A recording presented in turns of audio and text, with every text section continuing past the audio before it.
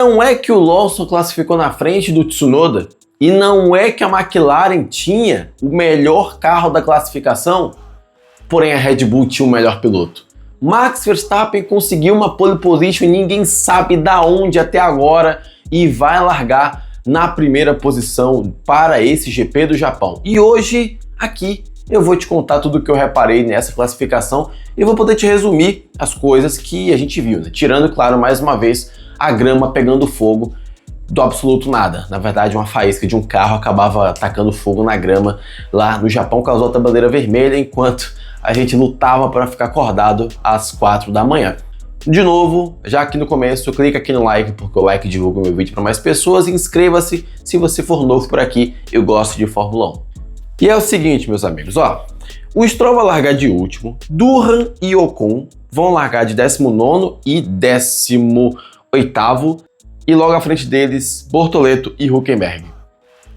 O carro da Sauber até poderia iludir um pouco a gente, ainda poderia alcançar uma posição acima, talvez ir ao Q2, porém não deu, gente. Foi o máximo que eles conseguiram, fizeram um bom trabalho nesse final de semana, no quesito classificação. Chegou em algum momento que o Bortoleto conseguiu colocar o carro em 12º, mas aí os carros que são melhores normalmente se sobrepõem aos carros que ainda estão tentando alguma coisa.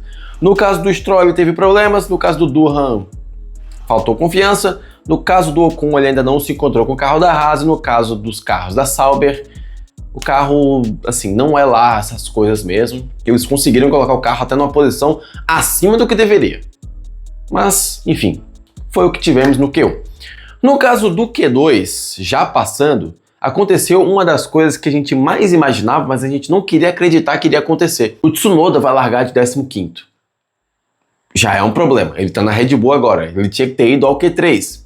Mas não o suficiente, o Lawson não foi eliminado no Q3, foi eliminado no Q2, à frente do Yuki Tsunoda. Lawson vai largar em 14º, e à frente deles, Alonso, Sainz e Gasly. E aí eu fico me perguntando agora, como será que tá a cabeça do pessoal da Red Bull nesse exato momento?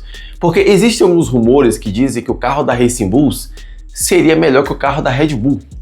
Apesar de que eu não acredite, novamente eu uso isso para trazer de volta aquela ideia que eu sempre passo para vocês. Vamos fazer o experimento, coloquem o Verstappen nesse carro da Racing Bulls e vamos ver o quão bom o Verstappen pode ser no carro de segunda divisão ou se esse carro é melhor que o carro da Red Bull. Mas eu não vou me alongar muito nesse ponto agora, vamos passar para o resto da classificação. Você não reparou, eu não falei do Berman aqui. O Berman classificou por Q3, com uma Haas, enquanto o Ocon não se encontrou com o carro ainda. Alexander Albon, mais uma vez se classificando na frente do Sainz, vai largar de 9º no GP do Japão. À frente deles, Lewis Hamilton vai largar em 8º com a Ferrari. Aqui realmente eu não sei o que está acontecendo. Não sei. Não sei mesmo como explicar essa 8ª posição do Hamilton nesse GP, nessa classificação aqui não. Porque ele vai largar atrás do Hadjar, que está numa Visa Cash App, numa Vicarb, numa Racing Bulls. E aí? E aí, gente? Das duas uma. Ou Red Bull e Ferrari desaprenderam a fazer carro, ou aparentemente o pessoal da Racing Bulls resolveu acordar e fazer um carro de verdade. Que isso, gente? Tá bom, mas o Hadjar fez um bom trabalho, reclamou do carro a classificação inteira, tinha alguma coisa errada, ele ia pro box, consertava, voltava, vai classificar de 7º. Antonelli vai largar de 6º ao lado de George Russell, as Mercedes muito bem, para variar. Mais uma vez, como eu sempre digo para vocês, a Mercedes por enquanto tem sido a principal rival da McLaren depois do Verstappen. Leclerc novamente fazendo uma boa classificação em 4º, Piastri em 3º, eu achava que a pole seria dele, mas aí veio o Norris e tirou, que eu também achava que seria a pole, e aí veio Max Emilian Verstappen, o piloto holandês da Red Bull, e tirou a pole position dos caras. E aqui é sempre bom elogiar o Verstappen de novo, porque parece muito mais do mesmo. E aí você fala, poxa, mas toda vez que o Verstappen consegue a pole position, você fica puxando o saco dele. Eu vou fazer o quê? A gente está diante aqui de um dos maiores pilotos da história. A gente tem que elogiar o talento o tempo inteiro. A gente tem que valorizar isso. A gente até comenta que o Verstappen talvez seja top 5 maiores pilotos da história. Acho que daqui a uns 2, 3 anos aí, se ele continuar ganhando e fazendo as coisas que ele já vem fazendo, a gente já começa a discutir o top 3. Mas eu não quero fazer esse tipo de projeção aqui hoje. O Verstappen conseguiu essa pole position do absoluto nada. Se você for ver a classificação, não só inteira, mas também os highlights, você vai perceber que a McLaren conseguiu a pole position e logo depois a gente via que o Verstappen estava um décimo atrás do tempo do Norris e pensava, não, ok, acabou, ele não vai tirar. Ele tirou.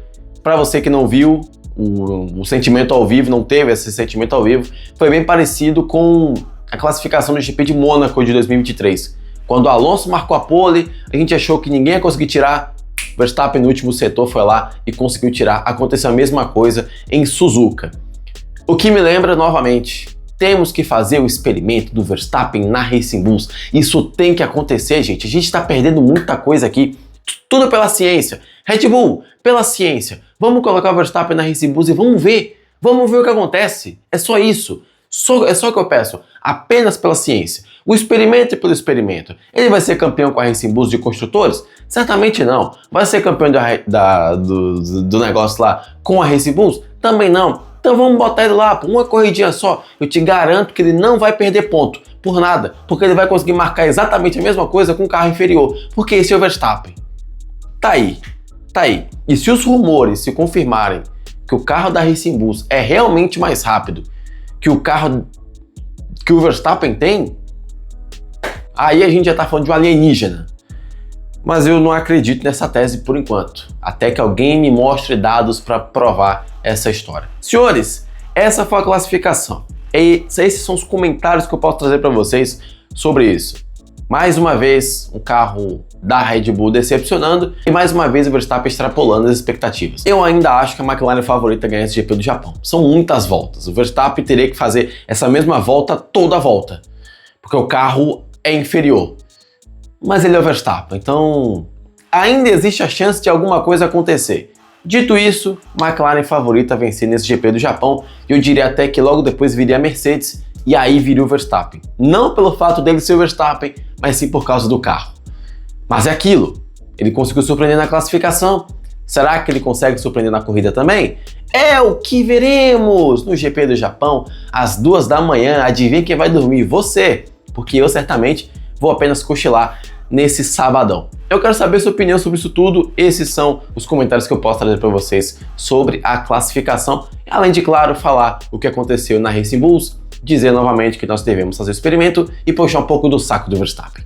Comenta aqui embaixo o que você pensa, se gostou do vídeo, clica aqui no like e se inscreve, que eu te vejo no próximo. Até lá!